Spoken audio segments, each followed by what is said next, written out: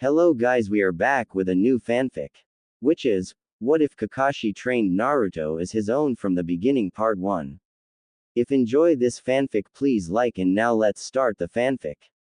Admittedly, Kakashi was stunned at the fact that according to Sasuke, Naruto was far stronger and more in control than what he had originally thought. It wasn't the Uchiha as everyone had thought who stopped Gaara of the sand. It was Naruto, and he had done it by summoning Gamabunta, the chief toad. One of if not the strongest summons out in the elemental countries. The only way Naruto could have learned that, was from Jiraiya. But the toad sage had not been seen in Konoha for years. He had gone chasing after Orochimaru to bring him back to Konoha. Pondering his thoughts as he looks to question the blonde, Kakashi stops as he overhears other ninjas talking rapidly in excitement. One of the voices is familiar enough that the copycat ninja recognizes Ebisu. Is it true, Ebisu? Did the Toad Sannin take a new student? A ninja had asked with excitement. Just the imaginings of one of the legends coming out of retirement to take a student was enough to thrill any and all ninjas into hoping that they too could be chosen. Yes. He took Naruto Uzumaki as his pupil. Ebisu replied with a kind smile. Or should I say Naruto kind of bribed him into taking him on as one. What, he took the demon? About ready to protest, that the blonde youth was no demon. Kakashi is surprised as Ebisu speaks up. Uzumaki is not a demon. He says quietly as he speaks. Telling the others about the positive changes the blonde has made on Konohamaru and his friends, inspiring the little ones to work harder and to help to the best of their ability. The gray-haired ninja begins to become even more puzzled, although proud of his student. You mean, I mean Uzumaki kid is responsible, for the changes in my brother. The female voice said in surprise as she was always one to listen. Udon, the grandson's teammate, was her baby brother and he had changed to a little boy who was almost ashamed of his shyness to one who was starting to speak up with ideas. If that's true, why does everyone think Sasuke and the others are responsible? I think because they want him to be. Ebisu replied sadly. The people of the village you and I both know refuse to see Naruto for the boy that he is. It took actually watching him and the way he was with the honorable grandson for me to see. Maybe they need to see Naruto, before they can know him. Thoughtful, Kakashi hears them walking away but not before. The male had a thoughtful question. Where's Naruto now? Why do you ask?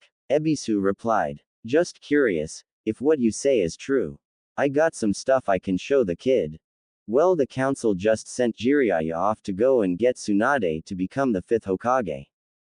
And since Jiraiya is the only person who could technically find her, he said he would as long as he was able to take Naruto with him and under his teachings. I bet the council wasn't too pleased with that. The guy chuckled. They probably wanted him to take the Uchiha, God bloodline or not. I have never seen a more stuck-up emotionless kid. Take pity on him, he did go through a lot, you know. Although I admit that's probably true, they probably wanted Jiraiya to take him on as his student. But since Kakashi is the only one with the Sharingan, he is better off with the kid. Ebisu replied. Also to defend the Uchiha, he isn't all that emotionless. What do you mean? Naruto gets a rise out of him and vice versa. Ebisu chuckled. Did you ever ask Iruka about the time that Naruto and Sasuke? As Ebisu walks off, Kakashi just remains where he sits. Now he knows why he couldn't find Naruto, but he can't help but wonder. Why did Master Jiraiya take the dead last as his student? Konoha. Kakashi worked with the young Uchiha to the best of his ability. Already having helped him learn the Sharingan among other things, the copy ninja found that his work with the youth was growing in leaps and bounds. But something else wasn't. Something that only a blonde that had he trained him alongside the Uchiha might have noticed had he been there. It was something that Kakashi would end up kicking himself over and over years to come. Sasuke's desire for vengeance. Some people, including the ones watching from the heavens, would have pointed out to Kakashi that Naruto's mere presence calmed the Uchiha down to the point that he had still thought about his vengeance. But not as strongly as he would have had he not been placed with said youth. In a way, as Sakura would point out years later, Sasuke was seeing Naruto as his family and no one else. But the blonde for the moment remained forgotten by the copy ninja. His delight in such an apt pupil, that he remains unaware as things are further set in motion. The fight that destroys his three students' spirits, forcing them to grow far beyond their years, is coming. And this time it won't be stopped. A week or so later, Naruto was getting out of the hospital in Konoha after being dragged there by the new Hokage, who unofficially adopts him as a member of her family.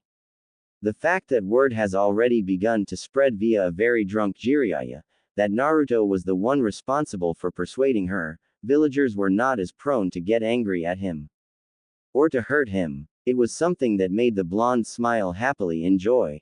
Humming a little tune as he waits for the nurse to let him go via Shizune's orders, Naruto finds himself looking at the door to find Sasuke staring at him. "Hey Sasuke. Dobi." Making a face of irritation, Naruto glares at his friend, unaware that this is the moment that determines the fate of Team 7. Having not been able to hang with Sasuke to train alongside his best friend, because of Kakashi's neglect, he agrees to spar with his friend on top of the roof. He never knew that this meant more to the Uchiha boy than a simple friendly fight between friends. Sakura, suspicious and for the first time realizing that something was dreadfully wrong, as they casually discuss the spar, runs for help. Runs to find their sensei that will soon also make a mistake all his own. Finding him, she doesn't have to say a word, as Kakashi shoots up as two very familiar chakra signatures explode in size. Vanishing in a puff of smoke in mere seconds, Kakashi goes to the hospital to stop it alongside Sakura. Running up to the rooftop, Sakura is screaming as Kakashi becomes a silvery blur. "Stop it." Two wrists are caught, one holding a Chidori, the other a Rasengan. Both aimed at one another, neither boy understanding the effects it could have on one another, are thrown far and apart. Sasuke landing close to a billboard and Naruto, a water tower. When they are coming around, two huge mistakes are made. One of which is Naruto is scolded for knowing the Rasengan. Kakashi, not thinking of the fact he had taught Sasuke the Chidori, he reams into the blonde boy who had worshipped him for using it at all. Intent on finding Jiraiya, he does not notice Sakura, who feels that today will become the day of infamy. Or that Naruto was losing all respect he ever had for him. That Naruto, who had so desperately wanted his approval, was effectively being killed by his words of disappointment. Especially as Sasuke was getting nothing but praise. Kakashi did not see Sasuke turn around and view the damage that Naruto had done to the water tower. Did not see the dark eyes widen and punch into the wall behind him. Sasuke had seen what Kakashi did not want to see. Naruto had grown strong. Immensely strong and most definitely in control. That very night, Sasuke Uchiha left Konoha to go to Orochimaru.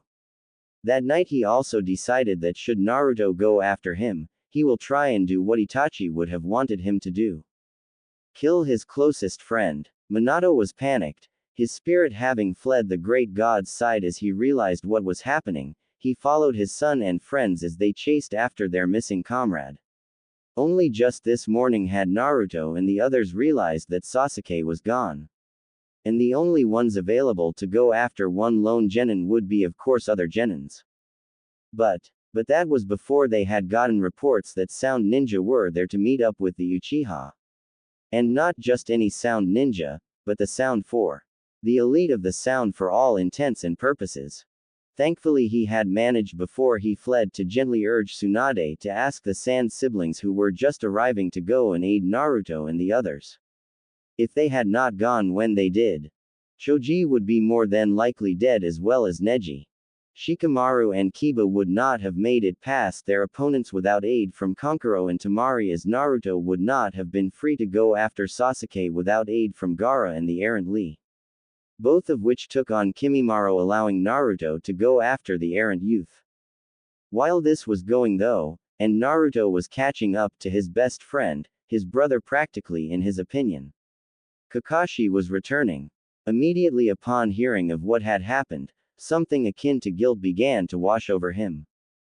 He left anyway. I failed. Ran rampant through his thoughts. Without even being told or stopped, Kakashi had already turned around and went after the boys, summoning his nin dogs as he was leaving. The hounds took off, all ready to sniff out the trails of the boys, and to pray that he is not too late to stop Naruto and Sasuke from making the biggest mistake of their lives. One by one he comes across medic nin teams aiding in the search for the boys. Choji, then Neji are carried away. Kiba is lifted away moments later alongside Kankuro. Kiba and Akamaru, although worse for wear at the moment, seem to be smiling as he talks with the sand ninja. Fighting sometimes does after all help to cement bonds between allies. Shikamaru, on the other hand, is walking fine except for cradling his hand. Tamari beside him looking exhausted. It was the two of them out of those whom he had seen who looked the least damaged. Continuing on, he runs into Lee and Gaara, both boys in similar conditions to Shikamaru and Tamari, but both looking far worse than the others. Although still walking and talking to each other, the two had faced the toughest of the sound ninja. In fact, they were intent on coming with them to stop and to retrieve Sasuke if at all possible. Understanding this, Kakashi had already taken off as Pakun had picked up Naruto's scent with ease. Leaving one dog for the two to catch up with as soon as they are able, he runs and leaps into the trees. Moving faster and faster, he almost falls out as that immense feeling of chakra they same before as on top of the hospital erupts. No. Rushing forward now, Kakashi sees nothing but bright white light. And he knows that this is the chakra from two of the most powerful ninjutsu attacks. One he had created and the other his former sensei had done years ago.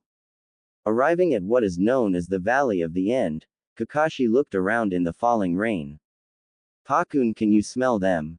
Sniffing the ground, the dog is off like a shot heading towards one of the statues.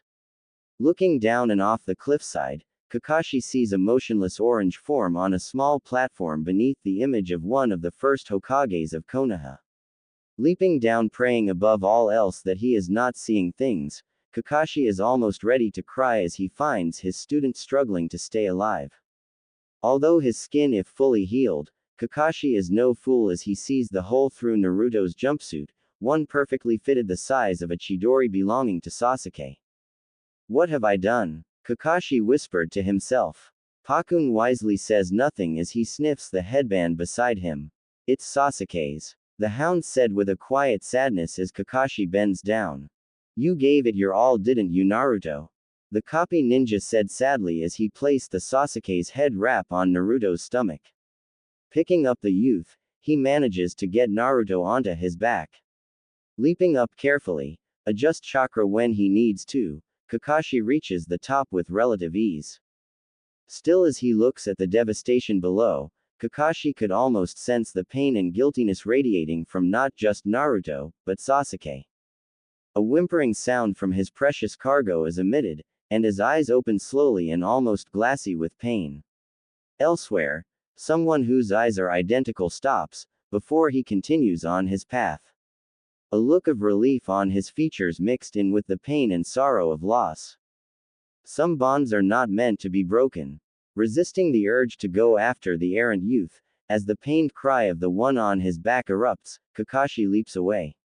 A soft questioning sound of a single name asking for the whereabouts of his best friend. Sasuke. Naruto whimpered in agony as his normally bright blue eyes had become darker. His tanned skin, normally brown, was a sickly yellow. Shaking his head silently, Kakashi pauses long enough to move his hands from behind and send the youth into a deep resting sleep. By that time, the medics had caught up, and even then their eyes widen in sadness at the state of the fox child. He is healing slowly. Come, we must get him back to Konoha. Nodding their head, the medics who normally would refuse to treat him, had seen the sadness before Kakashi had sent him to sleep in the boy's eyes. No one who could be suffering that much could be a demon. Moving forward and ahead now, Kakashi races back to the village. His thoughts upon the two boys, who were his students. A couple of days later, Kakashi found himself distantly looking at the window where a blonde youth slept wrapped in several bandages to help his body heal.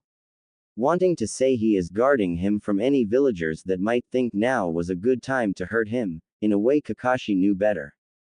He was feeling guilty. Unlike Sakura, who had decided to do something about the pain she felt for not being able to help by approaching Tsunade. Kakashi fled. After all, he failed Sasuke, did he not? He failed his student, the one who was among the last of Obito's family. Sorrow in his gaze, Kakashi leaps away, promising himself that later on when Naruto was out of the hospital he would offer to train the blonde. It wouldn't be until much later when he goes looking for his student, which Kakashi realizes he is now alone for the next 3 or so years. Sakura is gone to Tsunade. Sasuke having fled to Orochimaru.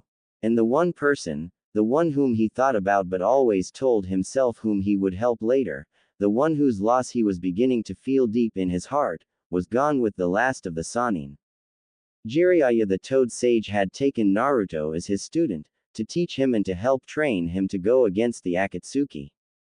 And to possibly get his friend back. For now, if there was anyone who truly understood what Naruto was going through, it was Jiraiya. Because the one person who could have stopped it before it happened, never noticed the influence he had on both until too late. Over the next 3 years, Kakashi would learn what he could have done, and regret every single thing. Naruto. Sasuke. Sakura. I'm sorry. 3 years. 3 years can be a long time to wait. And a long time to forget, Kakashi should know that most of all.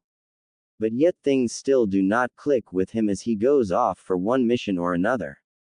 The pain in his heart increasing a little bit more at the mentions of Sasuke from the villagers who want their precious Uchiha back. Still, as much as his heart aches with failure over the dark-haired boy, his no longer remembers what he had promised himself concerning his other students. Sakura no longer turns to him to see his companionship as she has found her own in Tsunade and Shizune. Sasuke, from all reports, is learning from Orochimaru and is becoming colder and more emotionless. Unlike the youth who was opening up thanks to the efforts of a singular blonde individual. The one he tried to kill. Admittedly, he feels regret over that, yet he does not think of Naruto as often.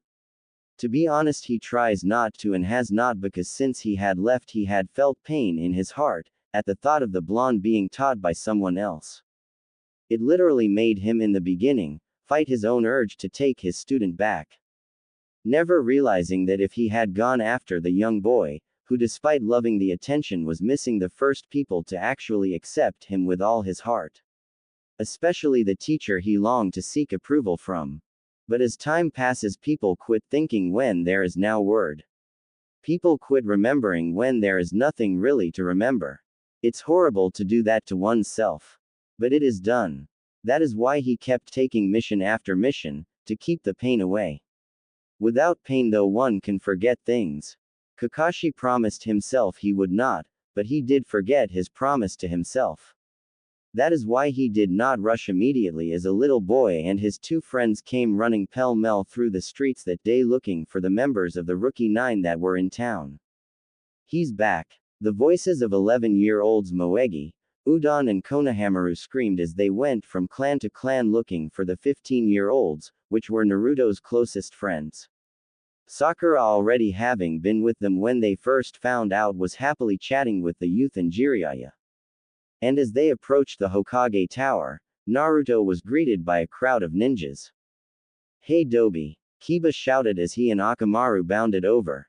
The latter, literally knocking the blonde to the ground, starts licking Naruto's face with glee at seeing an old friend. As the dog is forcefully to a degree, giving their old friend his affections, the group of friends takes in Naruto's new changes. Taller now, standing around 5 feet 10, his hair was definitely in the same spiky style as before. But longer in the spikes, that now drooped messily around the Konoha leaf symbol. His bright blue eyes wide and happy to see them, as Kiba finally gets his partner off, the girls take in the fact that he has taken on a more aristocratic look. His body was lean and muscular, and encased still in the usual bright orange. But now it was also in a more or less predominantly black jumpsuit, but for the bright colored stripe across the top and down the sides. Damn Naruto. You look good, Ino said with a grin as she pounced on him. The blonde allows herself to be swung as does Sakura as both girls are hugged beyond belief. Hinata hanging back a little bit can't help but feel jealous. Still she see gently pushed forward by Ten who smiles with delight as Naruto picks her up to swing her a bit. Buns. Smacking him upside the head, for calling her that, Neji, Choji, and Lee try not to crack up while Hinata approaches Naruto shyly. Hello Naruto-kun. The dark-haired Hyuga girl said warmly. Only to find herself being hugged as well, pressed so close against his body. The others can't help but giggle, as once again, Hinata faints in blissful happiness. As this is happening, Kakashi finds himself watching from up high. His surprise at seeing how much his student has changed, a small twinge of guilt erupts from within. Regretfully he had hoped that Naruto was the same loudmouth brash youth he had been years ago. Although he still shows some signs of that personality, Kakashi can tell Naruto has changed and is far more in control of his strength. Watching as they continue on, the copy ninja is startled as a much older and powerful ninja appears beside him. You know, despite what I think of you, I am turning him over to your protection and also training. Tsunade already knows and has agreed. You are the best now available to help Naruto be prepared for them. Jiraiya stated quietly. Shame at the fact he can sense the repulsion in Jiraiya's voice that coolly derides him of the proud feeling he had gotten at the sight of the blonde. I understand. Finish teaching him his father's techniques. The Sannin ordered. I left those two out for you Kakashi to show him.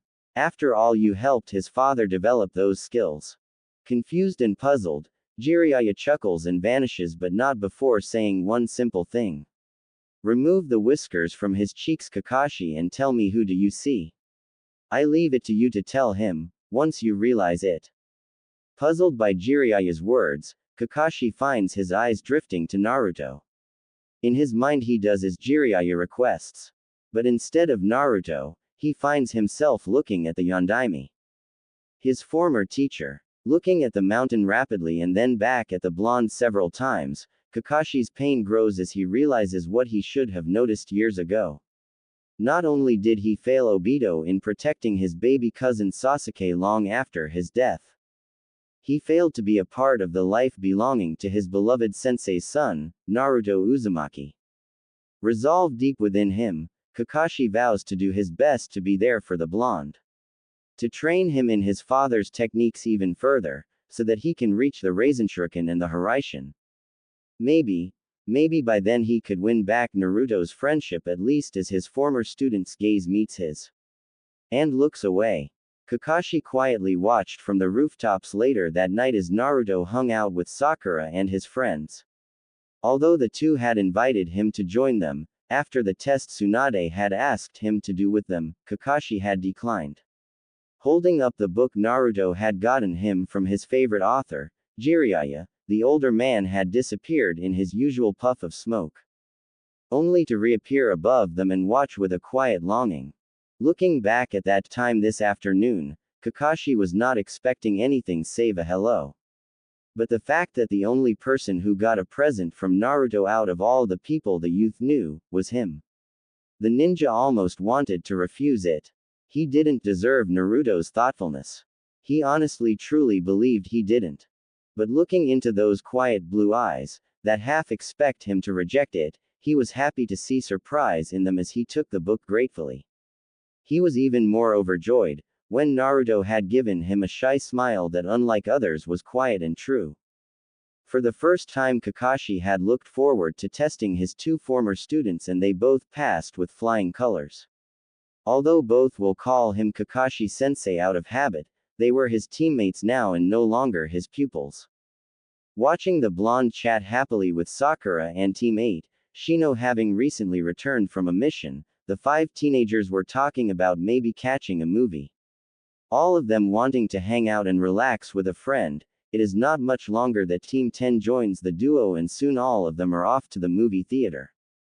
When will you tell him about Minato? Turning around to find Jiraiya looking at him with a mixture of disgust and curiosity, Kakashi looks away and does not answer. I don't know exactly. The gray-haired copy ninja replied. Not now. Not when he is like this though. Not when he is happy. Jiraiya said quietly. I can see your point there, but the older he gets Kakashi, the more he will start looking like his father. All it takes is for one of Minato's old enemies to see him to know that they are related. With Akatsuki coming for him, he will be sent out on missions a lot. The more he moves, the safer he is. Kakashi winced out. The thoughts of what the rock nin alone would do to the blonde should they see him was indeed quite painful to his heart. So you will tell him soon then, right? Yes. Giving one last sigh, Jiraiya fishes a stack of papers out of his bag. Small and numerous in number, Kakashi takes them with a puzzled expression. I have taught Naruto how to access and control the Kyuubi's chakra. He can safely work up top 3 tails and control it without getting too worn out. Anything past that, I use these to drain him. Yes. Jiraiya stated quietly. Although it is a temporary solution, it is the best one we have at the moment. Use them sparingly. Understood. The ninja replied as he takes the small stack of papers and places them in a pouch to the side. And Kakashi. Don't wait too long. I knew Naruto's father as a child. But you knew him as a man. The old man said softly. Don't wait too long. That said, a toad appears and Jiraiya hops upon his back. Vanishing moments later as the toad leaps into the night sky. Now left to reflect on his memories, Kakashi finds himself buying a ticket for the movie that Naruto and his friends had gone to see, without realizing it. Intending to watch the film to remember those times he had done so with Rin, Obito, and Minato-sensei. He instead finds his eyes drifting to laughing figures in the middle of the theater. Naruto was avidly watching the movie starring Princess Yuki from Snow Country. A favored actress and former client, Kakashi found himself smiling as the memory of the then blonde 12-year-old encouraging her to fight for her people hit him. Watching the movie, his thoughts about it make him realize that the youth had always been subtle and yet strong about encouraging his friends and his family to grow. He had never let them give up on who they were, he simply set them on a different path that they could do. That they could love. Thoughtful about those whom Naruto has influenced in their shared past, not once did Kakashi realize what the blonde youth was doing to him. Not once did he realize that with his mere presence, Kakashi had found himself turning to a new path himself. A loner out of choice, out of regret for the loss of those most important. Naruto, with aid from a spirit from long ago, was giving the older man a chance to never be alone again. Kakashi was admittedly worried as he watched Naruto sleep fitfully in the woods. 2 weeks after his return and placement with Kakashi and Sakura, Naruto and the two of them had gone to Tsunade to see about missions higher than C or D rank. Little was Naruto and the others to know that this would be far higher than that. One whom almost destroyed Konoha if not for the blonde was in danger now. Gaara of the Sand and Cage of Suna, as well as fellow Jinchuriki had been kidnapped by Akatsuki. Naruto's strongest enemies were now officially on the move. He was quite hesitant to take the mission, especially after what Jiraiya had told him alongside Tsunade before they were testing him. If Akatsuki was going to come after Naruto, wouldn't it have been better to send him anywhere but where they were? But the blonde youth would have none of that, and his own words came back to him via bright blue eyes. Those who leave their friends behind are worse than trash. He took the mission and he as well as Sakura left with the blonde youth that very day. While they had been traveling, Sakura had asked some very pertinent questions of Naruto, ones that the young man did not want to answer, except for this statement.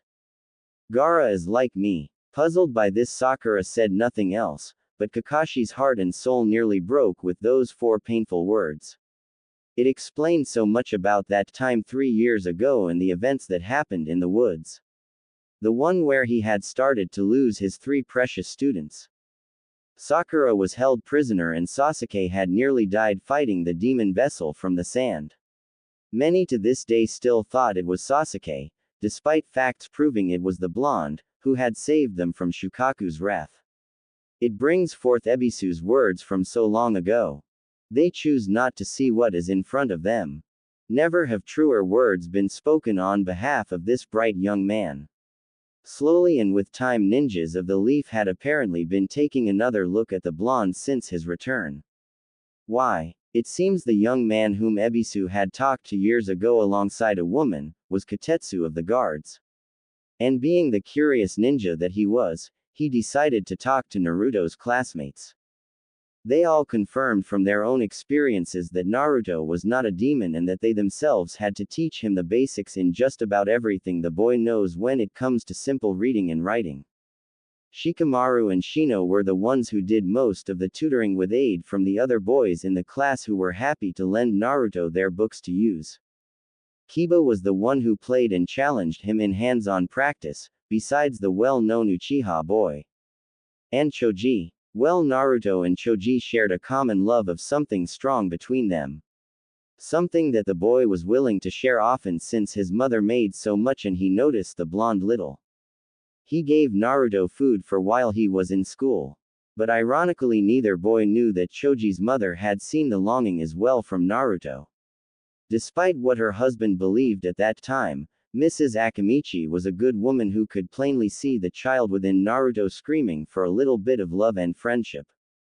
She knew her son well and deliberately made too much for him to eat by himself, allowing him to share with a boy who barely had any good food. In the end, when they realized what she had contributed later, Naruto had all but cried as he asked to hug her. The woman accepted it with a warm and gentle smile. "You are a good boy, Naruto. Do not let anyone tell you otherwise." Word spread thanks to Kotetsu, and slowly ninjas were giving Naruto another look and the stories concerning events around Team 7 a closer inspection. Most of them were realizing the differences and got up the courage to go after the truth themselves. What they found out, and especially after realizing the reports of Gaara and how he was treated, made them realize that if it wasn't for the kindness of these children and the few who were willing to look underneath the prankster exterior, Naruto could have easily ended up like Gaara. The fact that he didn't has earned him many a second look from his fellow shinobi and villagers. Things were changing for the blonde youth. Gaara. Startled by the sudden yell and awakening of the youth, Kakashi found himself looking at the blonde who has fear and worry in his bright blue eyes. His fists clenched to the point the knuckles were white. Kakashi found himself trying to cheer up the blonde who was frightened for his missing friend. "He'll be all right, Naruto." Blue eyes flash with hope at his words as Naruto looks up at his sensei from years ago. "You think so?" "Yeah, I do." The older man responded with a kind smile behind his mask. Giving a small and grateful look to the copy ninja, Naruto lies back down, but not before asking one thing that startles the older man. Do you think? Think what? That I will ever become Hokage?" Kakashi was not only startled by this question. He was stunned, at the nervous, almost painful cry in Naruto's voice that just about broke his heart. "It's your dream, isn't it, Naruto?" The ninja replied with a concerned look. Why do you doubt it now?" "I don't know," Naruto whispered quietly. His only response as he drifts back to sleep. Kakashi can't help but remember the expression as his eyes closed. One of despair. "What has happened to you, Naruto? Why are you so sad?" Not realizing that Naruto has heard, Kakashi never knows that his question is answered. "Because I'm scared. I'm scared that I'm going to fail everyone." Even though she had died to do what she did, Kakashi was grateful to Chio for restoring Gaara for so many reasons. Several inconsequential, as it only had to refer to dealings with Konoha as an ally. The main and primary reason was his blonde pupil. If Gaara had truly died, even though he and his former students mourned the elder woman's death, it might have broken the blonde in more ways than one. He finally realized that Naruto values the Kazekage as more than just someone who understands him. He needs the redhead as a friend. Although definitely different from his missing student the Uchiha, Kakashi found himself observing similar mannerisms that the dark-haired youth had displayed in his time in Konoha. But unlike Sasuke, Gaara, much to the delight of the villagers and his siblings, had opened himself up to the people. He was still of course a killer, and would do it without a doubt. But Gaara was tempered now, more sedate and thoughtful of his actions. He had become a leader worthy of his villagers' respect. But to Naruto, he became a true best friend. For unlike with Sasuke, where they bonded so close, one would swear they were indeed siblings.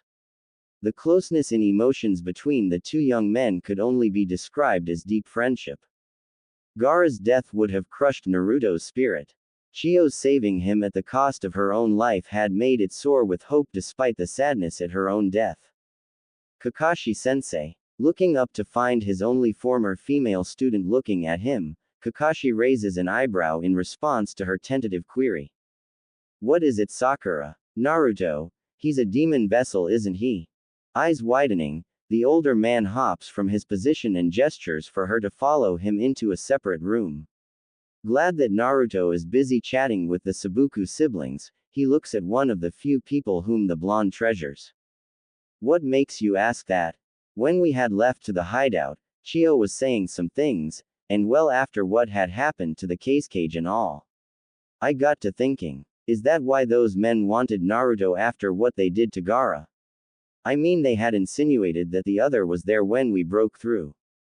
You always were one of my brightest, Sakura. Kakashi said sadly. You do realize that what I am about to tell you is classified as a SS secret in Konoha. Nodding her head, Sakura listens as Kakashi details the true and actual events of that night 15 years ago. As the words come forth, neither one realizes that a blonde was listening and trembling outside the door. About ready to make a break for it, a gentle smile from Temari as well as hands upon his shoulder from Gaara and Kankuro stop him. Listen and then react, Naruto-kun. Temari said with a warm smile. Poor Naruto. Sakura whispered sadly. That explains so much of everything. You do not think he is the demon? Kakashi asked with a smile that shouted approval. Of course not. The pink-haired girl responded with glare of, do you think I'm an idiot? I mean, with all that happened, if Naruto was truly a demon, seal or not, I don't think that would have stopped the Kyuubi from lashing out at everyone. Inside the seal, a fox demon looks up and growls simply, a statement that causes the blonde to hold back a chuckle in relief. Thank you. There is a human who is not stupid. I think Naruto would be very proud to call you his friend. Kakashi chuckled.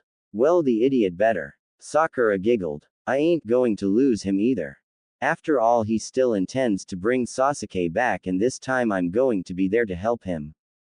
Smiling genuinely, it was that time that Naruto chose to enter the room followed by the Sabakus. The cue given, Kakashi and Sakura both stand up and gather their things as others that had come to aid them had long since already gone. In their need to save Gaara, Team Guy had been sent to aid them.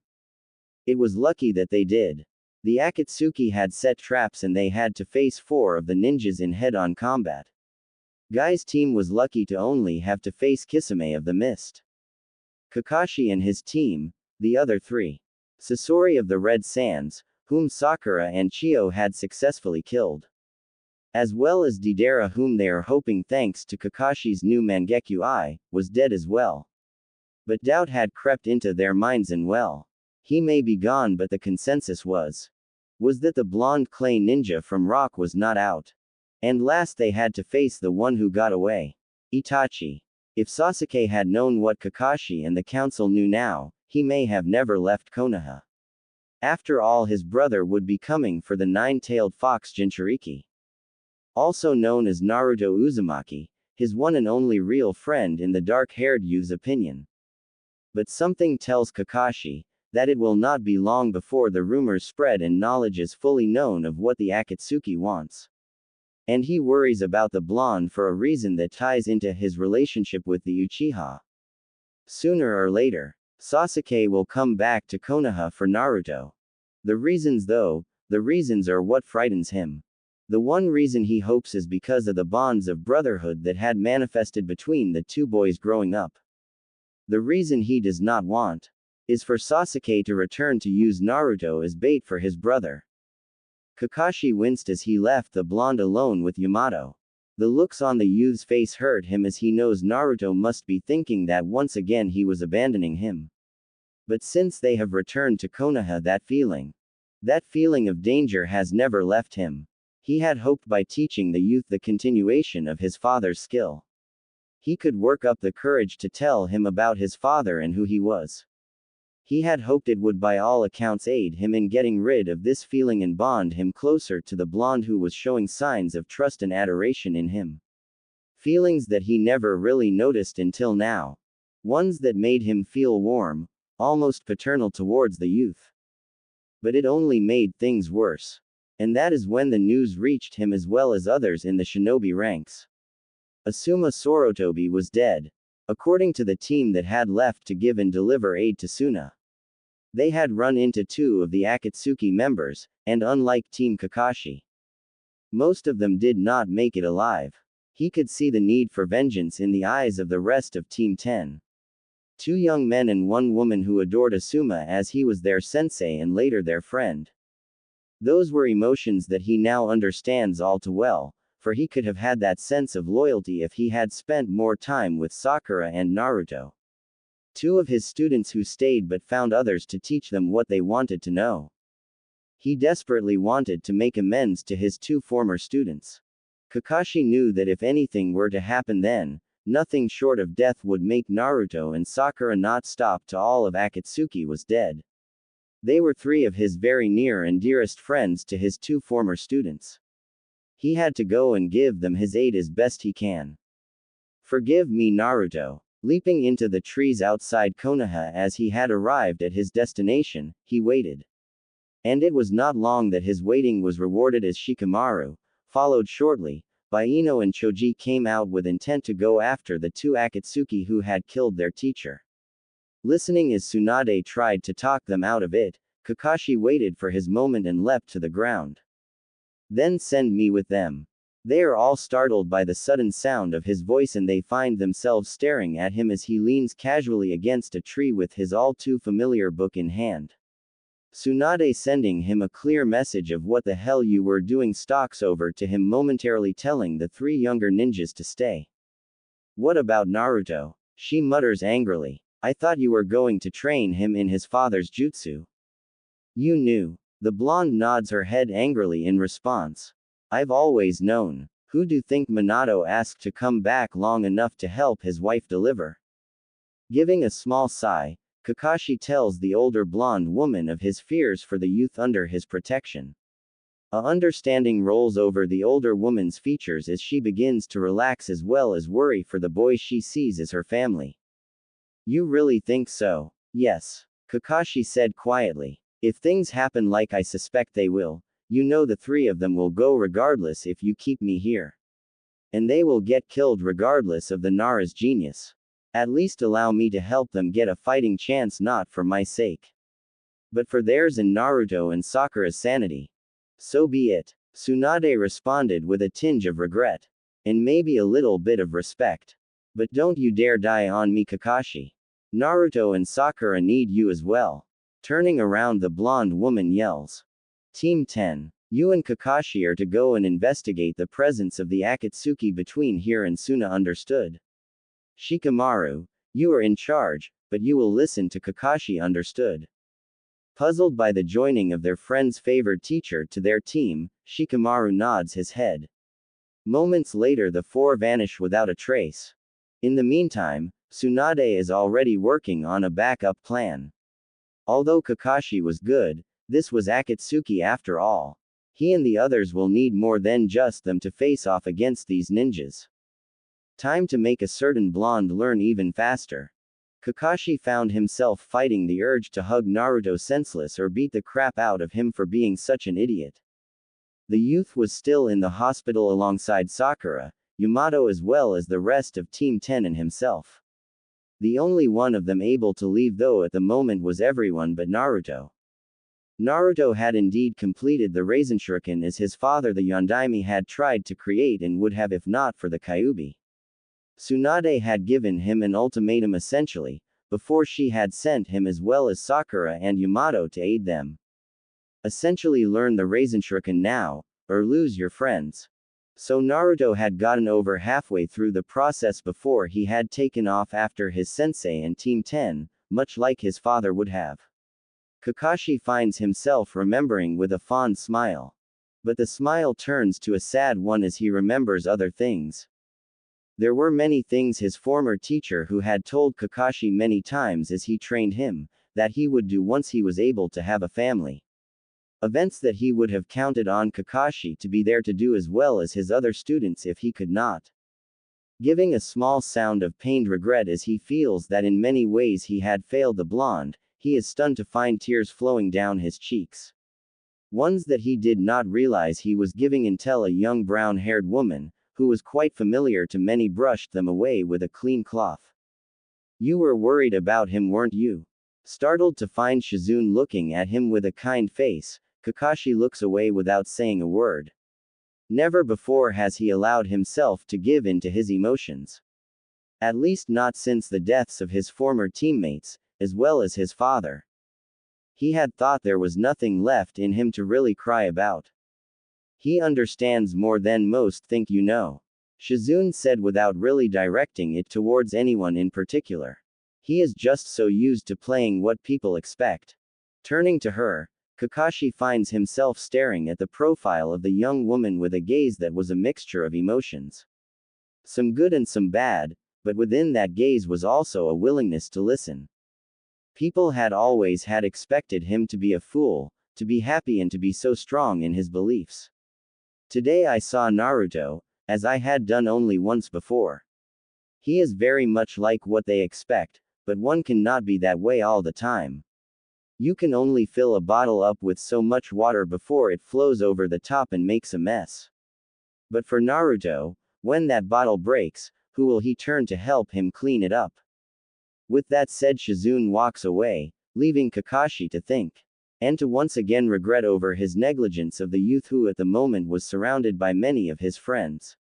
Sakura was lying on the bed beside him, feeding him ramen as the fifth worked on bandaging his arm. The jutsu that Naruto had completed did indeed work wonders, and the Leaf had taken their first real Akatsuki prisoner. Kakuzu had been captured because of Naruto's jutsu, but the use of it ranked as a forbidden art. For it did do its job and damage Kakuzu to the point all his chakra coils were closed up. But if it wasn't for the fox demon inside him, it would have done the same thing to Naruto. Already he, as well as many of the other shinobi, had been told that Naruto was never to use it again unless in dire emergencies. It would be ranked a forbidden A-class jutsu skill, because of the backlash could kill most ninjas who dared to use it. That's one reason why he wanted to yell at Naruto and beat him senseless himself. Watching the battle the blonde had with that Akatsuki member, he had observed the damage that skill was doing to both parties in the fight. And he had told Naruto that he should not use it, that it was taking a lot out of him. The truth of the matter was, though, if it was not for Naruto going against him and directly using it once more, Kakuzu might have killed them all regardless of the fact Shikamaru had succeeded in getting rid of his partner Hidan. The way the genius had done it, though, made Kakashi smile. His dear friend Asuma would have been proud. Finding his eyes drifting to the blonde, he knows someone else who had long since left this life would have been proud as well. Sensei. How do I tell him? Hearing the voice of the long-gone Yondaime, Kakashi remembers. There is never a good time to spill a secret, Kakashi, Rin. The blonde intones thoughtfully. They had overheard over their return of how Anko had spilled the secrets of her former master Orochimaru to a Hokage who was not at all happy. Why? Isn't it better that it's out? No one can ever get hurt like that again. Rin exclaimed. Someone is always bound to get hurt and regret ever having told. Young and innocent alike. The older man states quietly as he steps in quickly to prevent villagers from attacking the young girl who had betrayed her own sensei to save many. Anko, staring at them in a mixture of confusion, smiles her thanks before she takes off in a flash. But in the end, although the pain is strong, in the end it is worth it for the one who told, and the one who is told. And what is it worth, sensei? A young Kakashi asked. His eye still bandaged from Obito's death months before. The youth struggled to adjust in training now to get used to it and to its gift. Hope and freedom, Kakashi. Hope and freedom. Hope that their secret would be accepted, and freedom in the knowledge that they had done what they had to do. Telling it to the person who needed to hear it the most. With that in mind, he opened the door to Naruto's room, gesturing for all to leave them alone for a moment. Tsunade, looking at him with a puzzled expression for a moment, realizes what Kakashi intends to do and nods her head in acceptance. Okay, Naruto, as of this moment, you are off the duty roster until I say so. Ah, Ba-chan. Glaring at the blonde with her fist raised, Naruto used his arm smartly as a shield, much to Kakashi's amusement and Tsunade's anger. You wouldn't hurt a wounded man, would you, Ba-chan? Naruto asked innocently and with an impish grin. Glaring at him, Tsunade just gives him a look. Just you wait, you little brat, just you wait. She replied with a smile on her face that despite her anger she couldn't help but have. Leaving the two alone now, Naruto gives a smile, but one that is guarded, as he thinks his former teacher is going to yell for not listening to him. What is it, Kakashi-sensei?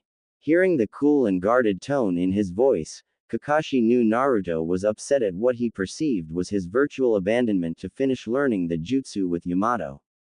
I'm sorry. Startled by those two words, a pair of blue eyes had to blink several times as they took his confession in. Sorry. For what? There is something I have been meaning to tell you, something I should have noticed long ago, but never really did. The copy ninja said as looked at the confused eyes of the youth before him. He hopes that Naruto will forgive him for being even more blind than ever. Kakashi-sensei. The older man looks into the similar features of his former teacher and leader, sighing as he reassures the blonde that he was simply trying to find the right words. Kakashi then turns towards the window as he stands up. His courage failing him, he simply blurts out what he was struggling so tactfully to tell him. I know who your father was. A silence fills the room, one that emanates from both inside it. The only emotion within are ones of fear, and anger, and confusion. What? Came the voice of his former student, quiet and in shock over those words spoken with such ferocity that he almost choked on the water he was drinking. I know who your father was. Kakashi said quietly and with shame. It was my former teacher, the man who taught me. It takes only a moment, before Naruto realizes whom Kakashi was referring to. Cheeks are slowly tinged with red as an anger and sadness overwhelm him. Is that why you ignored me? Because. No, Naruto. Go. Just. Go. Naruto stated with such vehemence that Kakashi obeyed. Leaving the youth alone in his room and Kakashi crying inside with regret and sadness, as he walked away. Kakashi watched with quiet yearning as Naruto worked on his training alongside Sai and Sakura, under Yamato's supervision. The former Anbu, although young, was a good choice for the youth, in terms of power and in personality to be leader and trainer. Different from himself in so many ways, Yamato had a calm and serene wisdom about him, which helped Naruto to think and not act first. At the moment they had returned from a mission that had been hushed up. That although classified as a failure, it also served as a permanent placement of the young ink ninja Sai as part of the team. Brooding and a little blunt, Sai was like Sasuke to some degree, and in others he was not. But yet, with his addition, a life came to both of his former students. One that helped them to think and to be able to talk about their missing friend better. It was that air given by both newcomers, which caused Naruto to often speak and question the other men about so many things involving jutsus and even life in general. That Kakashi was hurting inside as he watched this was strange and painful. For it was supposed to be him that the blonde turned to. Not Yamato. Not Sai. Punching his fist hard into a wall, it is Tsunade who stands there with her eyes filled with honest-to-goodness compassion. Why does it hurt so much? He looked at her pleadingly with his one good eye. Despite the ninja code that he followed to a T with his own set of rules, Tsunade could almost see the anguish and jealousy deep in his soul. Because deep down you know it could have been you standing there and not Yamato. Tsunade responded. Has he still not spoken to you? Shaking his head, Tsunade lets out a quiet sigh. So you do not know either of what happened then. I figured he would have told you. Told me what? They ran into Sasuke. Whirling to look at her, Tsunade already shook her head as if to head him off at the pass. No, they did not bring him back. He had fled with Orochimaru after their meeting, where Sasuke once again tried to kill Naruto. I see, so he was after it then. Kakashi said quietly. Kakashi, I had often wondered what would make Sasuke want to kill Naruto. The bond between those two boys was strong. Almost like brothers even. So why would Sasuke kill him? The copy ninja stated with a mixture of disgust and sadness. It turns out he was after the Mangekyo. Isn't that Itachi's Sharingan in the ultimate form? Yes, but unlike myself, there is another and faster way to get from what I have researched. The user must kill their closest and dearest friend. Paling at those words, Tsunade struggled not to faint. Why? I do not know, Kakashi said honestly. The only person, or should I say being who knows the answer to that, and as far as I know refuses to answer currently resides within Naruto. The Kyuubi. Nodding his head, Kakashi grasps his hands once more on the railing of the rooftop. The fox was the one who created the Sharingan within the Uchiha clan. I see, it explains the report that Naruto gave me. Report? Yes, that incident I told you about. Sasuke apparently now has the ability to go within the seal. And according to what Naruto has stated, the fox knew what clan Sasuke was from and compared it to the strength of Madara Uchiha. Silent for a moment, Kakashi is thoughtful and pensive. Turning to look at the elder blonde, he has a worried look on his features that begins to frighten her. What is it, Kakashi?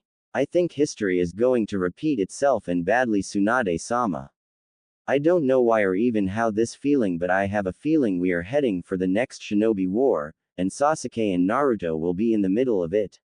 Kakashi aid quietly. And it will destroy them. As my grandfather and uncle were. Nodding his head, he turns to look at the blonde whose gaze drifts towards him from down below. Frowning in anger and rage, the youth drags Sakura and the others with him to go elsewhere. Much to the pain in Kakashi's heart. You may have to order him to train with me, Tsunade-sama. Kakashi said quietly. Naruto has the power, just not the knowledge. As much as he will hate me for doing it. I agree. The older woman stated. Get him ready, Kakashi. Let's try to avoid history. I am not going to lose Naruto to that fate. That brat asked for my job years ago and I am going to make damn sure he's around to take it. As he continued to try to aid his son, Minato was also trying to please an angry death god. Despite everything he had done was against the being's soul wishes. The Shinigami had understood the desperation the former Hokage had towards the young boy, who had a great but pain-filled destiny. The youth who was his son. But the youth had a destiny, which could not be denied.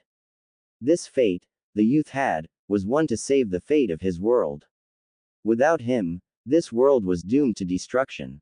This was why he was subtly aiding Minato in his efforts to push his son towards the one man who could help him, one Kakashi Hatake. But Naruto was of course being stubborn, much like his father. Hence while his father pulled the strings and placed hints in the minds of those he could talk to. He was approaching this from another angle. The angle of the demon that resides within the seal. The Shinigami knew that the Kyuubi had just as much a vested interest in the welfare of his jailer than even said jailer knew about. So while Naruto was asleep that night in his own apartment, the death god paid a visit to the mighty fox in his cell. So what brings the almighty god of a death to my jail cell? Am I to be freed? The red demon chuckled wryly. It knows full well the answer to be no, but is startled as the Shinigami looks at him with a pointed gaze. It could be arranged. Knowing that there is always a catch with the being before him, the Kyuubi narrows its beastly eyes as it stares at one of the ones responsible for his situation. What, or should I say, who would I have to kill? Kill. No one. You already know who this boy that contains you is fated to face. And that will not be easy with the path he is choosing. Thoughtful at once, the Kyuubi sits back on its hind legs in contemplation. Finally it chuckles evilly at what the god is referring to. The Gaki is pissed at the one-eyed one. And to be honest, I really don't blame him. Nor do I, but come what may, you and the boy have a shared destiny. If you do not push him to go with the other, not only will you fail in your vengeance, but you will die along with him. With no chance of rebirth. I know my sentence, death god. The Kyuubi growled. But must it really be the Cyclops? Why can I not train him in my powers? A pointed expression is directed towards the unrepentant fox demon that looks smug. You and I both already know that answer. That beast, although it deprived the boy of his father and mother, if he had not stopped and summoned me when he did, this world would have suffered far more than what is to happen. What can I say? I was angry. Do you blame me?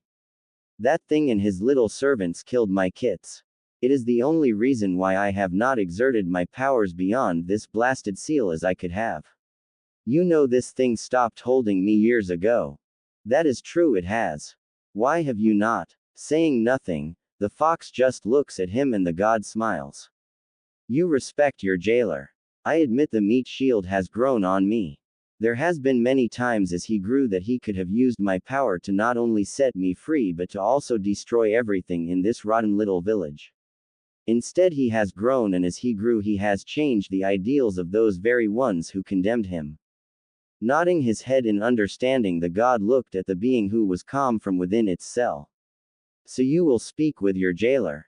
Yes. I will point out something about the other, that if they are to fight before all else is done, the one-eyed one is the only one who can teach him its weakness. It's up to the Cyclops after that. Agreed. For this I will speak to the others on your rebirth.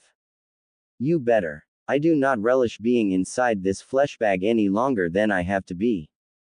That said, the god departs the seal and the slumbering jailer. As he does so, he finds gazing high up in a tree, with a quiet and sad longing expression on his face, was the one-eyed ninja whom desires to go on protecting this young man with all his heart. Or die trying. Naruto was angry. Scratch that, he was beyond angry. He was downright furious at what his Ba-chan had told him to do. The older woman, whom as much as involved in this as she was, had ordered him to train with Kakashi when not in missions. Needless to say, his destructive capabilities matched hers that morning as he went ballistic.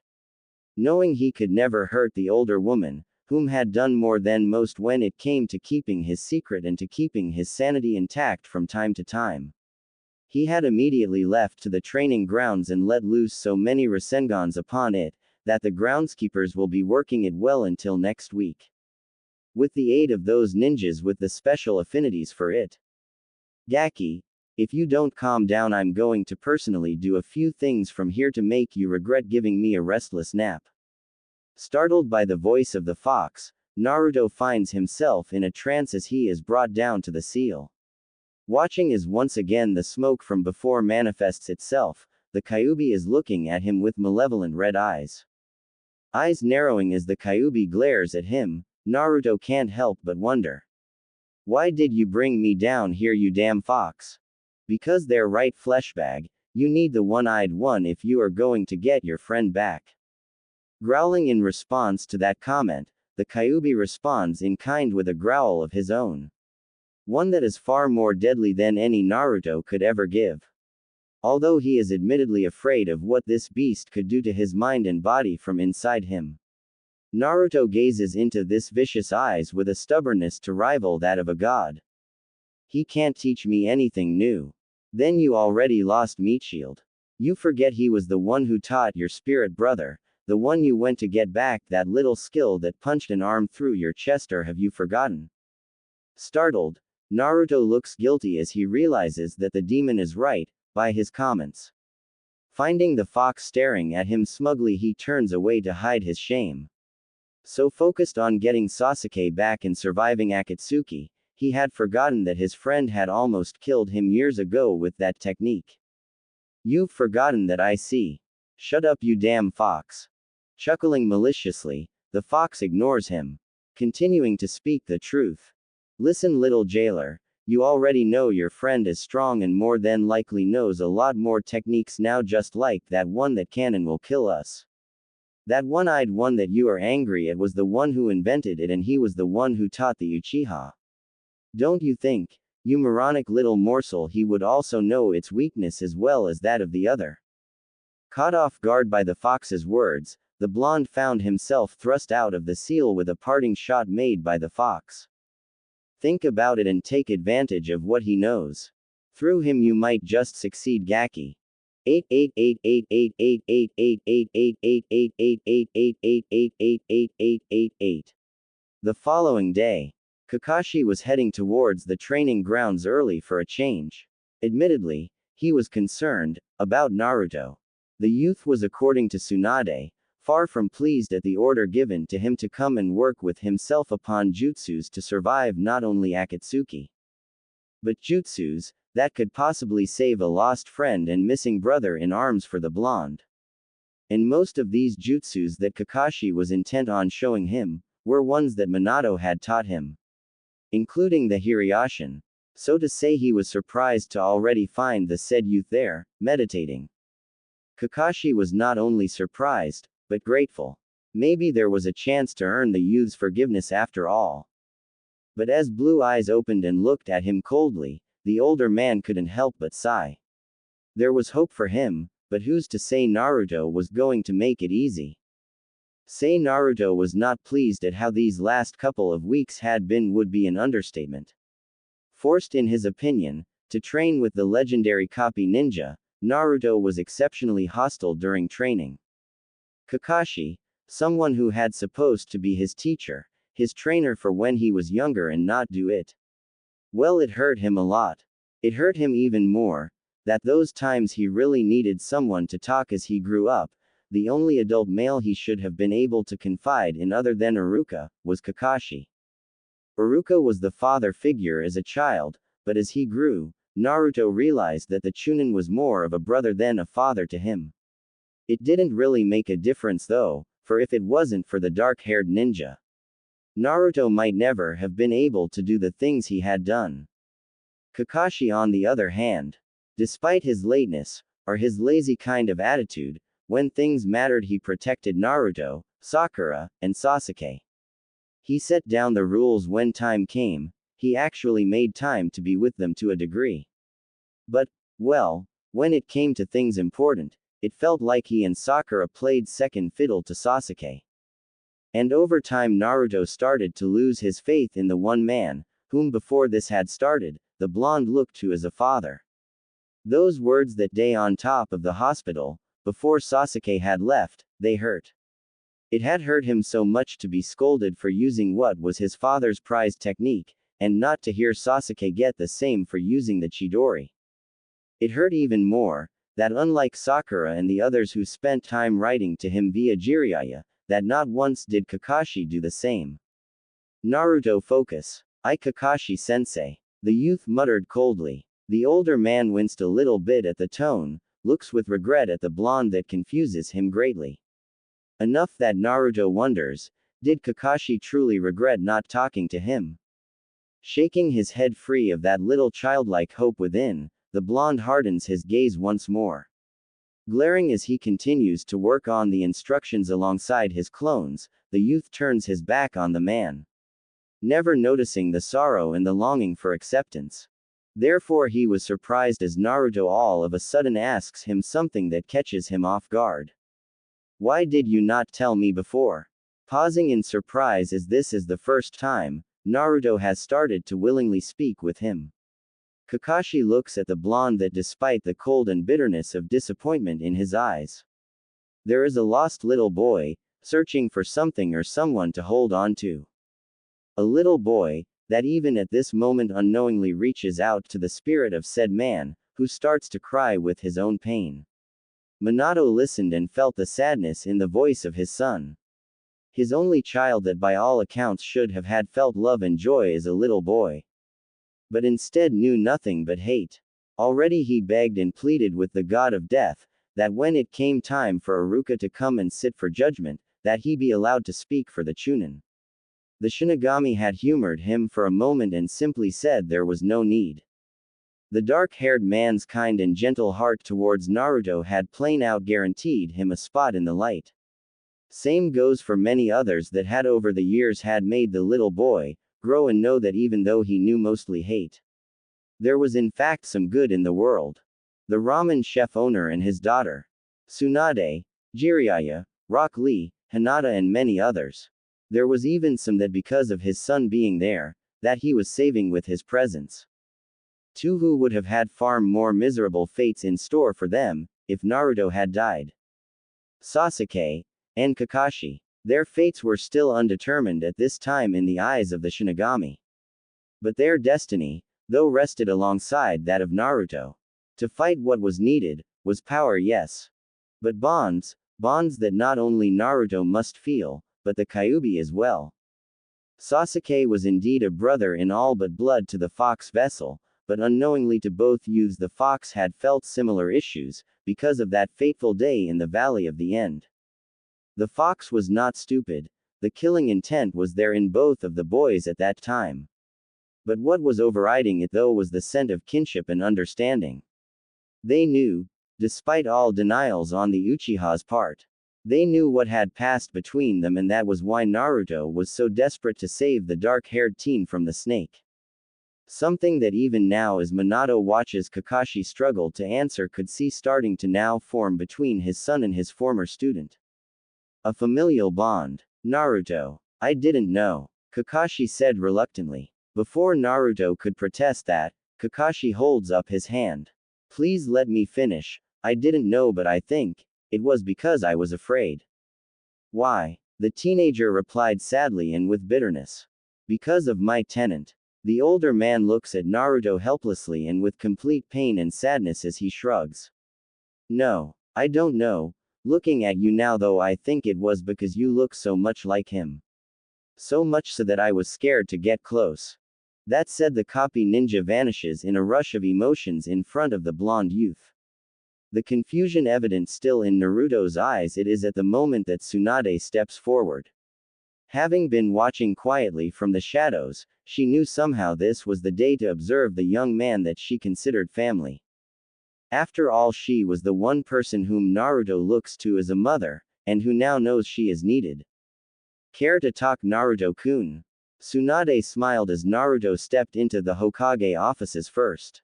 Allowing her to close the door behind him, the youth looked at her with a perplexed and sad expression. What is wrong with me, Ba-chan? The blonde said forlornly as he gazes up at her with his bright blue eyes. The older woman looks at him and gently hugs him close before parting away. Let me show you Naruto. The woman states with a gentle smile. Although I know you see your father's face on the monument every day, maybe you never noticed the painting of him here in the office. There's paintings. Chuckling softly in amusement, as the blonde has more often than not been a little oblivious to things, she gestures to a series of 5 images. Your father is the one right before mine, Naruto. That is how he looks. Now as he starts gulping a bit, the 15-year-old feels like he is 5 years old again. For as he approaches the images of the past Hokages, what should be a joy for him, in truly seeing an image of his departed father, becomes pain. Shaking his head free of dark thoughts, of disappointment and regret, Naruto strides over and looks at the image next to that of Tsunade's and the third. What he sees is what surprises him. Because except for the marks on his cheeks, the painting was an exact duplicate of himself. I see you know how much you look like him.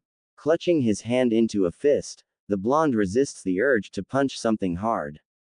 His own mind in turmoil, at this he looks at the older woman with a mixture of so many negative emotions that she reaches out to grasp his hands. Her eyes mirroring his pained expression as he drops to his knees in front of her in tears. Then why doesn't everyone know? Why don't people know that their great hero is my father? Why didn't Kakashi or any of the others acknowledge me? It is because they choose not to Naruto. Tsunade whispered sadly. Most of the villagers worshipped your father. To them he was their hero, he saved them all. To lose him as they did was a nightmare, and to many for him to place the Kyuubi in you. I don't think they could understand it, nevertheless accept it. It would mean their hero did something that in their eyes, was awful. A small reluctant understanding dawns in Naruto's eyes, but it quickly disappears as thoughts of his sensei and the favoritism shown to a missing and dear friend. A brother in all but blood. I can understand that Ba-chan, but it does not give him an excuse. Naruto stated coolly. Naruto, listen to me for a second. No, I won't. Every time Ba-chan, every damn time I ever wanted his help, asked for his advice, every time he turned me away. Why should I turn to him now? It doesn't matter that my father was his teacher. What matters is that he was supposed to be my teacher. The one person I was to trust to show me how to use my skills, the one person whom was supposed to show me how to achieve my dreams. The one person who gave me rules, who gave me direction. Everything that a father does. But he did nothing else but teach me tree walking to control my errant chakra. He never noticed the seal Orochimaru had put on me after the exams. And you can't tell me he didn't know about the Kyuubi then. I know damn well he did. Stalking out in intense anger at that moment, the blonde woman sighs as another steps from the shadows. I told you not to interfere, Tsunade. Jiraiya said quietly and with regret. Naruto has many years of rage inside him. To many, and what Kakashi did, or should I say didn't do, would and will be hard to forget. Then what do we do, Jiraiya? He needs Kakashi beside him. You heard his words, didn't you? Reluctantly the Toad Sannin nods his head. Yes. Deep down there is still a strong need to make Kakashi proud of him, as a father would a son. Minato was in pain. He was in serious pain as he watched Kakashi and his son continue training despite the reluctance in one half of the pair to be around the other. He was in pain because he saw what was coming.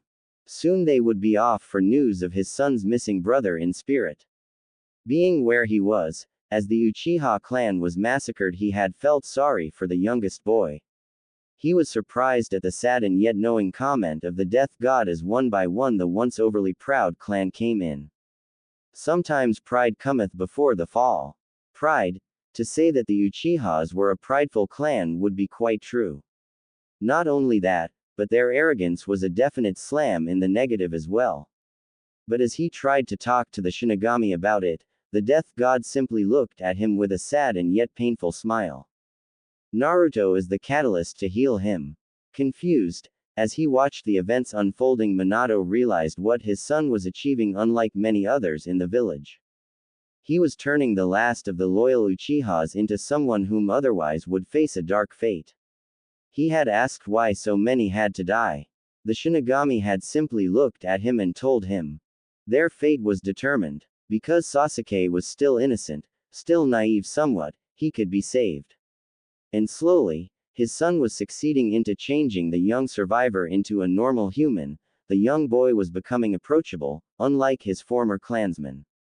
And it was because of his son, his lonely son, who showed him what it meant to be a child. When by all rights he should be, rather than being forced to grow into something he is not. A martyr. It was at that moment that the spirit of his wife had come to join him. Lost in thought as he was, Kushina had caught him off guard. Especially as she had come running up to him, to hug him as she placed kisses all over his face. Happy and clutching her dearly to him, never wanting to let her go. His wings wrapping themselves around both himself and her. The two watched in sadness as their son trained with Kakashi, the woman being held back from wanting to go to her little boy, who screams out for love and approval.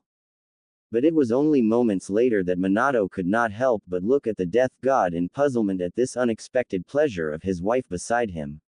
For despite everything he had expected to be alone with the god for all eternity. You will need her calm soon. It was at that moment that the Shinigami waved his hand and forwarded time. Although there was almost a cold tension between them, his son and Kakashi were on a mission of importance along with Sakura and a new kid named Sai.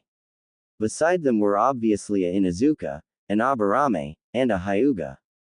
They were tracking something, but it was in the second set of images that caused Minato to tremble. Jiraiya entering rain territory, where the ninja Pain was. Even the heavens trembled at the time when Pain would come. This ninja alone had brought about many deaths, and for Minato to watch his beloved teacher and sensei go into that man's territory. Your son will soon receive his first inheritance. The death god said sadly. He will soon become the next Toad Sage. Minato screamed his pain at those words. It was so loud and so mournful at that singular statement of the god, that nature herself reacted to his emotional turmoil. All over the 5 nations a sad yet howling wind bit through villagers and ninja alike. Some ignored, but most fought the urge to cry. The pain in the wind was enough to make them wish that whoever was hurting would soon be at peace. The howling wind was indeed felt by many and all involved on the real world. The sorrow was genuine within its coldness, and the anguish caused many to get closer together, as if to protect those bonds that they have. To those in the summoning world, Gamabunta had felt the connection between himself and the most irritating pervert severe, and in such a way that despite everything, he mourned the death of a friend. Hey Pops, are we going to let bro hold the contract now? Looking down at Gamakichi, the boss toad simply nods his head. Don't know son, it depends if he can prove himself worthy to not just me but to the others. Knowing who his pops refers to, Gamakichi says nothing else.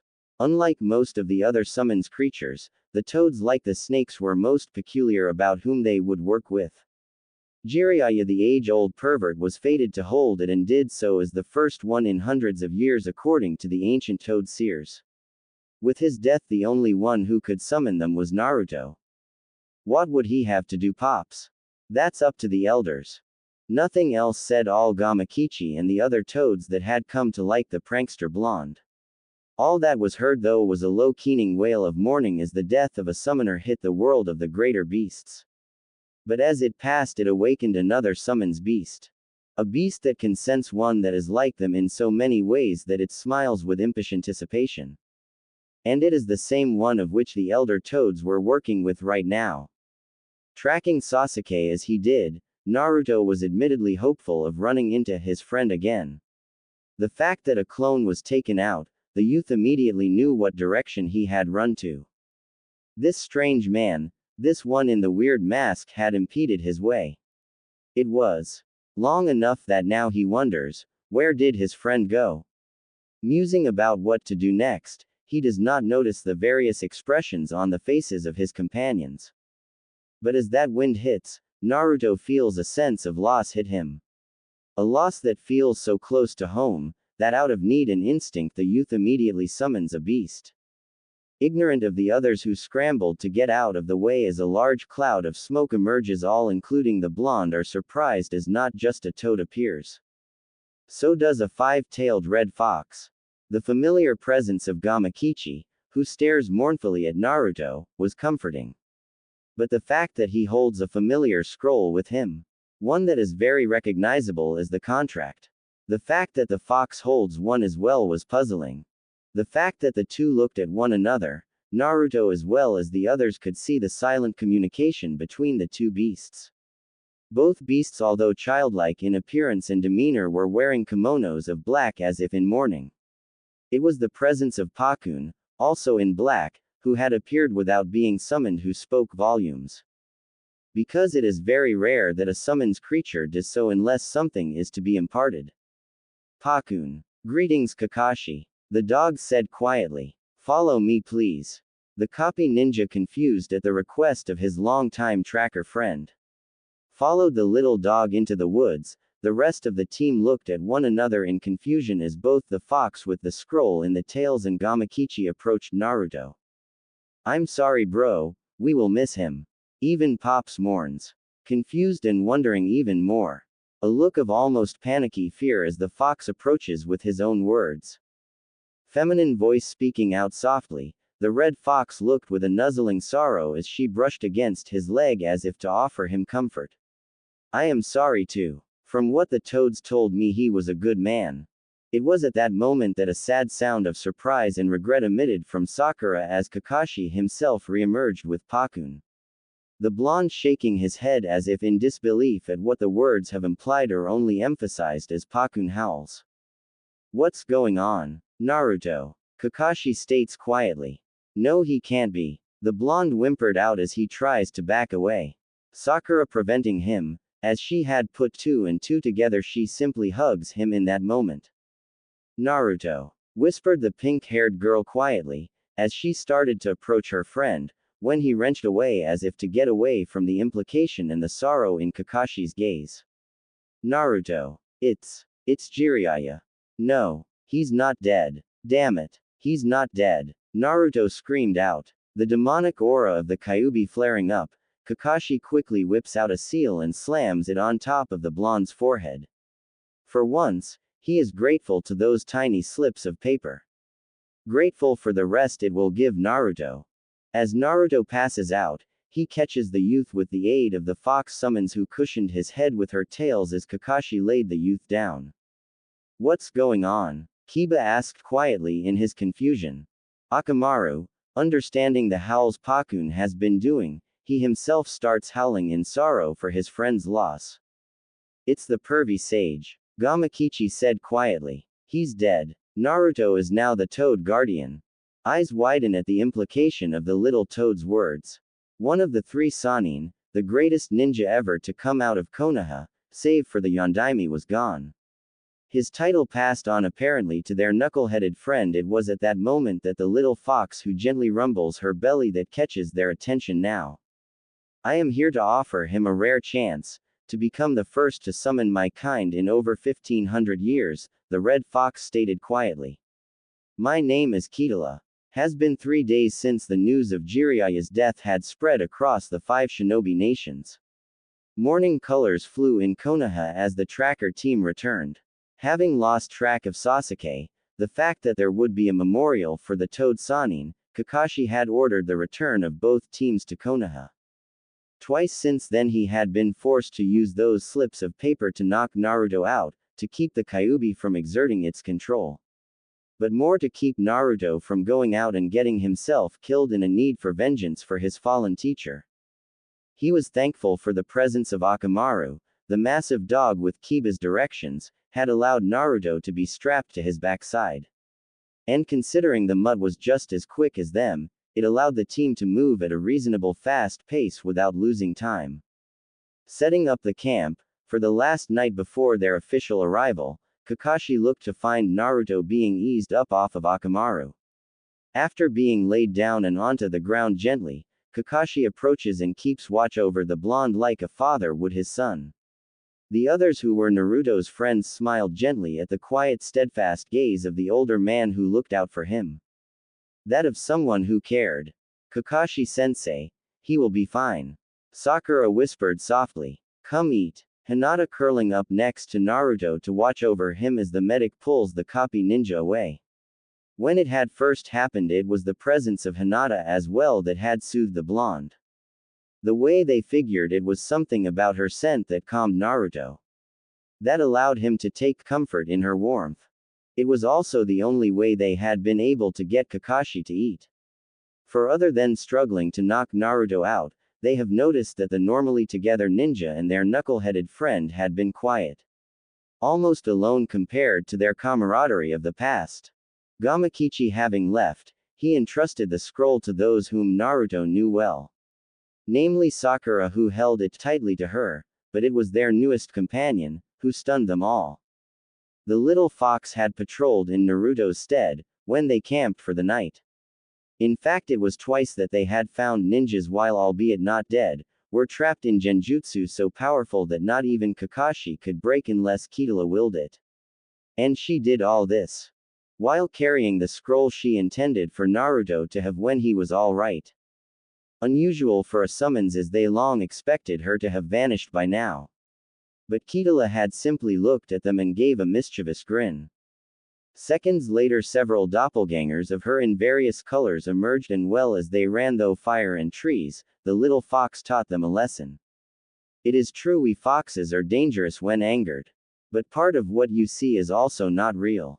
We are the masters of illusion. Ask yourself, how much of Konoha did our former lord really destroy that day? This had put the team as well as their leaders in deep thought. Shino, being the unofficial leader in place of Kurenai as she was on pregnancy leave, was the first to have spoken. Kakashi-sama, is it true what she says about that day the Nine Tails attacked? Silent and thoughtful Kakashi nods his head. Although we lost many that day, what was destroyed were things we had made. Things that we as a whole village had built. It was like the Kyuubi wanted to remove traces of us from his lands.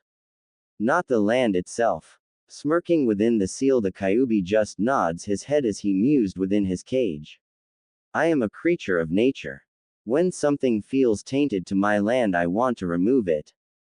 Not aware of the malicious nature of the beast within their friend's body, this allowed the others of Naruto's small group to think. But this time it was Sakura who spoke. Her voice quiet and delicate, the young woman looked up at Kakashi thoughtfully. Tamari-sama once told me alongside Gaara-san that to defeat a Biju was impossible. They were nature and chakra itself. You can't defeat what was there to make life to begin with. Her words rocking through those around them, Kakashi became alert, as did Hinata when Naruto started to come to. The blonde blinking sleepy blue eyes as well as ones filled with pain and sadness. You okay, Naruto? Kakashi said quietly. His hands reaching for the slips of paper, Naruto held his hand up and shook his head. Don't, please. I'm all right. I won't run off. The blonde moaned in protest as he not only noticed their surroundings were different, but their readiness to chase after him. Where are we? About a day's run from Konoha, Naruto-kun. Kakashi-san thought you might want to be there for Jiraiya-san's memorial. Hinata replied softly. Kakashi-san sent Pakun-kun to get the details as we made our way back. It's the day after tomorrow. Hearing her words, the blonde finds himself looking at the older man who is walking away in disbelief. Kakashi-sensei, you did that for me. Pausing in mid-step, the others watch as the copy nin simply nods his head before vanishing in a puff of smoke. Naruto was quiet. For the first time in a while, he was so quiet to the point that the villagers, whether they liked him or not, were worried. Never before had the loudmouthed ninja been so silent to the point that even they wondered if he was all right. The memorial was really affecting their knuckle-headed ninja. Sakura beside him as well as several others of the best crop of ninjas his age, the small group of young men and women offered him what comfort they could. The pink-haired medic nin, and heir to their Godime's legacy, was holding tightly onto one hand, as the Hyuga heiress was holding onto the other. Both girls' hands were clutching his as despite his silence, tears flowed down his cheeks in rivers of sadness. This time, not a single villager chased him away. And also many minds were fully changed, because as they stared at the features of the blonde, regardless of who they reminded them of, no demon would mourn a Sannin as much as this boy was. Demons would celebrate the death of their enemies, would they not? Inside the seal, the Kyuubi studies to grave through Naruto's eyes. The youth never noticing how his senses have been enhanced in thanks to the being inside him. The fox demon mourns himself for the loss of someone who helped make his container strong. After all, regardless of whether or not it would be a pain in the ass to be reborn, until that time comes, this man was responsible for keeping him and his jailer alive for close to 3 years. Thank you, pervy sage. Thank you for being there for me when no one else would.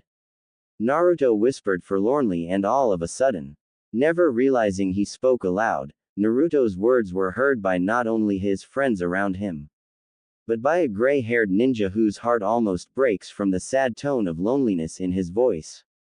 Never before has Kakashi found himself resenting a dead man like he does Jiraiya. The affection and the love in Naruto's voice were evident, and something that the copy ninja should have had long before the Toad Sage came onto the scene. Tsunade, having heard Naruto's words, that albeit innocent as they were, she knew the copy ninja was hurting now. But maybe it was a beginning for the older man to really truly understand the young blonde. Although Iruka was the elder brother, herself a mother in the eyes of her favorite ninja, it was to Kakashi himself that Naruto started associating fatherhood. Approaching the younger man as the memorial started to end, the blonde smiled a soft and gentle gaze. Give him time, Kakashi, the blonde woman stated quietly. She, herself, was in mourning for the loss of a dearest friend and former teammate. But knowing how she must be strong for the young boy who needs her now, she had chosen to quietly get drunk when the news had hit her before his return. For once Shizune had allowed her that much. Give him time, Kakashi. You already made one step in the direction. The blonde smiled softly. He's here, is he not? Confused for a moment, Kakashi finds himself gazing into the eyes of his two students. It is at that moment that the blonde spoke. Kakashi-sensei. Yes, Naruto. Teach me more. Help me become strong, so I won't lose any more of my precious people. A small and proud smile erupted onto the copy ninja's lips as Sakura had repeated the same thing to Tsunade. Hinata and the others around them, Kakashi nods his head in acceptance of the request. Tomorrow, 8 a.m., meet me on the bridge. Also say it was for a variety of reasons, of which revenge was a part of, was also true, to those watching the sessions. Kakashi was relieved Naruto had started to talk to him again. But it was more or less it was a truce of sorts.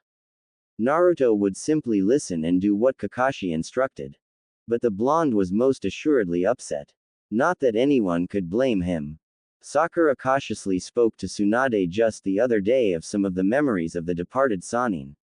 Memories that, although it was like watching a boy and a perverted uncle, in their minds, they couldn't help but smile. Jiraiya had given Naruto a sense of familial acceptance.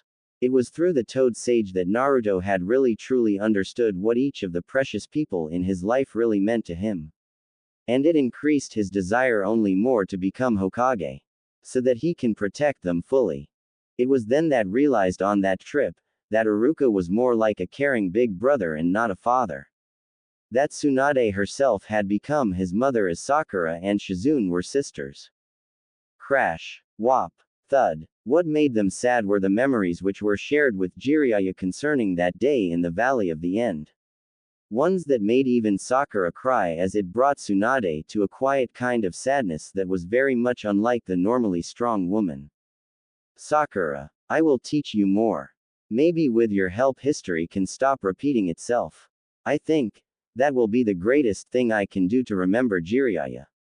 Admittedly confused at first, the young woman understood as her teacher told her of the dream that Toad Sannin first hand long ago. When his friend left, much like Sasuke did. But unlike Sorotobi, Kakashi, despite his favoritism in the beginning, had done something that the third had never done. He interfered in his students' fights. Several times, it was the copy ninja who had kept the two boys from killing each other in their rivalry.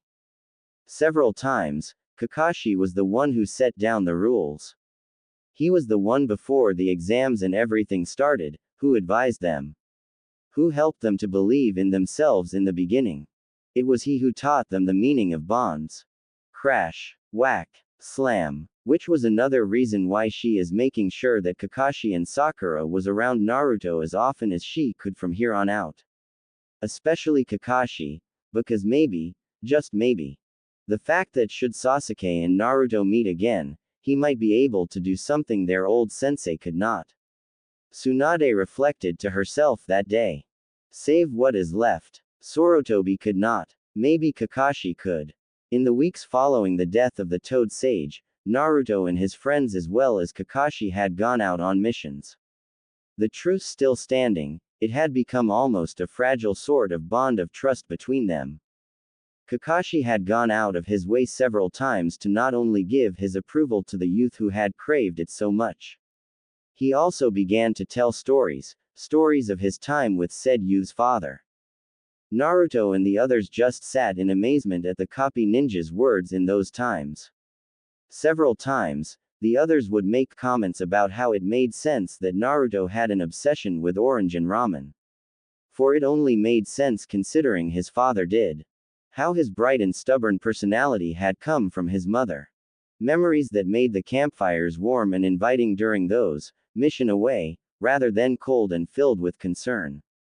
It was during one of these nights that the death god had allowed Minato and his wife to go down and see their son up close. He was listening to the story of how they had met via Kakashi along with Sakura and Sai.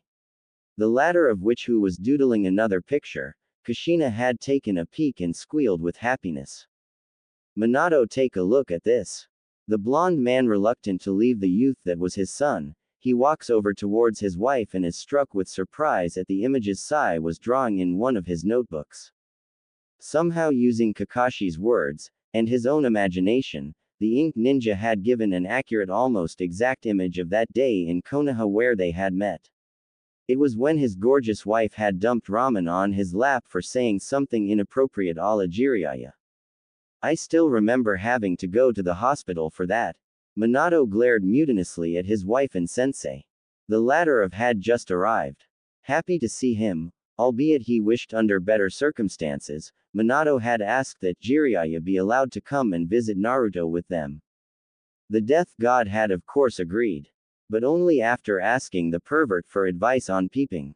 Which pissed off Kushina and made Minato giggle like a schoolboy again. It seems even gods were perverts at times too. Giggling, Kushina just shrugged as Jiraiya joins the watch over the young man and his friends. Not my fault, you listened to him.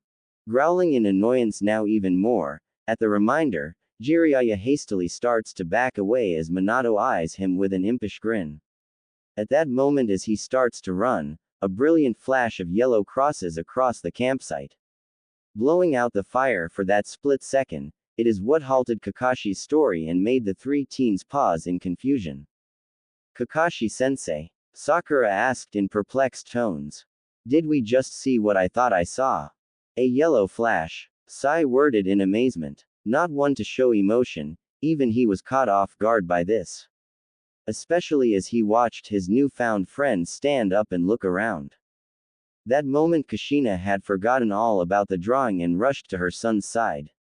Her hands reaching out to touch his skin, Minato himself having forgotten his plans for mischief with his sensei. The man joining his wife to reach out to his son, Naruto smiles as despite not being able to feel their presence. Naruto. The two spirits are whispering softly. He can feel their love. Kakashi-sensei. Do you think he and my mom are watching us? The gray-haired man fires a Kaiden jutsu into the embers of their fire pit as he turns to stare at the youth who looks at him with hope. A smile on his features, he looks on his student. A student who now looks at him with that same needful gaze that he himself remembers asking Minato when his father had died. I believe so, Naruto. I believe